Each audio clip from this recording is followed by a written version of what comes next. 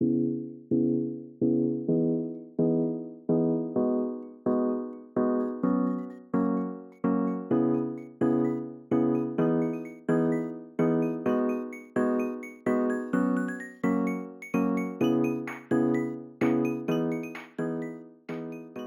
welcome to our aquaponic system at Social Good Farms. We have a 400 square meter greenhouse tunnel that's housing both our aquaculture side as well as our hydroponic production. With our aquaculture side, we've got 6 tanks that are 6 feet to the top. So we've only got about 5,000 liters in each fish tank. To start off with, we're going to have a stocking density of 20 kilograms per cube. So at harvest, we are looking at about 100 kilograms of fish that we're getting in the tank. As the experience of the team at Social Good Farms increases, we are going to then accordingly increase the stocking density so we can increase the yield that we're able to get and subsequently the revenue that we can generate for this system. The tests that we're currently doing in the fish tanks at the moment are to do with the start of the day activities. Here we initially want to just do a 15-minute inspection just to see how everything is. If there's anything that's changed overnight, if the fish have got water, if they've got aeration, if our plants are healthy, if there's any place that we can see that flooding took place during the night, or if water actually stopped because we run with solar and batteries at night, so we can see the wilting of the plants, if we see any visible pest damage or fungal diseases, we just make note of that. So here the most important thing, we want to measure the pH of our system. Slowly the water pH has been decreasing and becoming more acidic, which we're very happy with. The water that we initially put in had a very high pH, but slowly enough it's been coming down. Yesterday it was up at 7.94, so it's come down 0.6 units. So we are happy with that progress so far. We don't have a very high stocking density. We can check the temperature as well, it's very important. We're also checking the ORP, and the less negative this is, the better. It means we've got more dissolved oxygen in our tank, and the more dissolved oxygen that we have, it's more favorable for nitrification to take place. So the guys have also tested the ammonia, the nitrite, the nitrate levels. We've also got our plans to test the calcium and potassium at the moment, just for the initial cycling of the system. So as they're getting used to working in the system and learning about it, they're doing the tests in different sections to find out how the system is actually working. Starting with the fish tank, we've got our inlets of water, which is coming in. As you can see, the water has got a circular motion. This is to also help with the cleaning of the tank. That's also facilitated by our center drain airlifts that we have as well. They are bubbling up air, which is causing the water to come and replace that water movement. And subsequently, the water that's being drained out, which takes the solid waste from our fish and that nutrient-rich water. The fish, they produce 2 kinds of waste. There's solid waste as well as ammonia, which is actually excreted from their gills. The ammonia is the main thing that we're actually after in the system initially, and we use our mineralization system to extract all the nutrients from the solid waste. So that takes a little bit of time, and we'll go through that system just now. So the water flows into the tank, it flows out of the fish tanks, and it goes over to our filters. Here, this is the biomech that we have. It's named after the biological and mechanical filtration that we have. It starts off on the mechanical filtration where the water comes into the actual filter, into a settling chamber, where we're slowing down the rate of flow of the water, which lets the fish solids settle out of suspension. Then we've got a much clearer water, which we send through our baffles, and our baffles have the beautiful metallo filtration that has got different densities, starting off from the least dense one, where we've got lots of gaps and we can collect the large fish solids if they don't settle out of suspension. We're using the baffles to change the water direction as well and to utilize all of that surface area on our filter sheets. That is where the magic actually happens in aquaponics. We've got our 2 families of bacteria. First, our ammonia oxidizing bacteria, where they are actually eating the ammonia that's excreted by the fish. With oxygen, they convert that through our nitrite. The nitrite is then the food for our nitrite oxidizing bacteria, our second family that is going to help convert the nitrite to nitrates.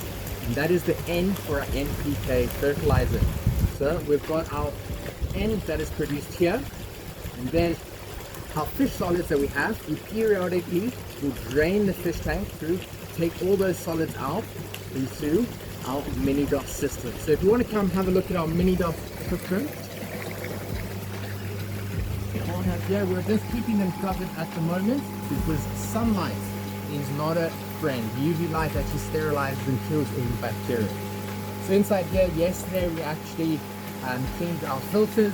We put all the fish waste into here, and when we put it in, it didn't smell great at all. It smelled very, very anaerobic and not pleasant at all. And today, it smells like good freshness. So this is actually done at the moment. So what we've done, we're using the aeration here to actually physically break up the fish solids into smaller pieces. That makes it a little bit easier for the bacteria to start breaking that down and extracting a lot of the nutrients. The main one that we're getting from this side is our phosphorus, which is the P in our NP clay fertilizer. Once this is ready, we switch off the air pump, we let the water settle, and let the fish solids and leftover settle to the bottom and are in suspension. And then what we do is we will pull from the top so we can actually move our arm to take the solids out. We then pump it very slowly into our dosing system. So this is the mini DOS. There you've got the mineralization and our dose inside here. So if during the nitrification process we start with a higher pH, and that naturally brings down the pH of the system. So if we need to buffer it up, we do it in our dosing side. We do it here where we've got a more controlled container where we're able to control the flow of what we put it into our system. If we had to dramatically change the pH, that's going to be very bad for the health of our plants as well as our fish and bacteria. If we compromise any one of those three systems, our aquaponics doesn't work at all. So if we need to buffer up our system, we can use, for example, a potassium hydroxide. The potassium hydroxide is our K. So if we run through, we've got our nitrogen that comes from our biomech filter. And then on our mini DOS, we've got our mineralization, we're extracting the P, and we've got our K, which we dose them to here. So we've got our natural fertilizer that we actually take. Once we put the water in, very slowly it's going to drip out, and it runs out this manifold and doses into our hydroponic section. So if you follow down to the hydroponic side, starting off, the water will exit our filters onto here and it will run into our flow through. So in our flow throughs, we have got two different types of media that we are growing. In the first part, we are planting our verticals, so that we've got our 75mm net pots where we can grow certain kinds of produce. This is really beautiful. The water we'll take from the reservoir, pump it into the actual manifold, pump the water all the way to the top. And at the top we've got our spiders, which will then drip the water down into our towers. This is going to add some aeration, adds a little bit of cooling as well. It helps with degassing of all the harmful gases that we have in our system. And the plants grow really beautiful. They start to pull out the NPK that we've introduced into the system. The water then flows down out of the towers and it makes its way down the whole flow through chamber. Inside we've also got aeration, which is very important for plants to breathe as well. Since we're growing them in water, we don't want them to drown at all. So over here, as you can see, we've got our net pods. You can see the beautiful aeration that's coming through. So our plants are going to be happy. Okay. And our water is going to run all the way down here. But for our verticals, the amount of plants that we have, we've got 40 vertical towers, and each vertical tower has 48 plants. And the 48 plants we have, we've got a total of 1,920 plants. And you can see the deep water culture that we have. We can actually grow more plants inside the 40 towers than our deep water culture. We've got a spacing of 25 plants per square meter. Our flow through that we have behind us, we've got 5 of them that have got 11 boards each that have 17 holes. We've got about 935 plant rows for our fruiting plants that we can grow, from our cucumbers, tomatoes, peppers, and everything else that you can imagine. The water flows all the way down our flow throughs, makes its way across into the deep water culture, and it will flow all the way back across and recirculate back into our fish tanks. So in this system, we are not dumping any of our water at all. We are only going to be topping up our water. And for that, every week, we are doing about 5% at most. So this system has 80 cubes of water, so we can do about 10 to 15 cubes of water that we're adding in. Most of the water that we are topping into the system is not going to evaporate. The main reason why we have to top in the water is because of our plants. When they grow, they'll actually fall before it's turn. You grow a tomato, you cut into, you see all that beautiful water that comes out, and that is actually where all of the water goes in our system. So if you harvest all your cucumbers, it's 90-something% water, and that's the water that we have to replace into our system itself.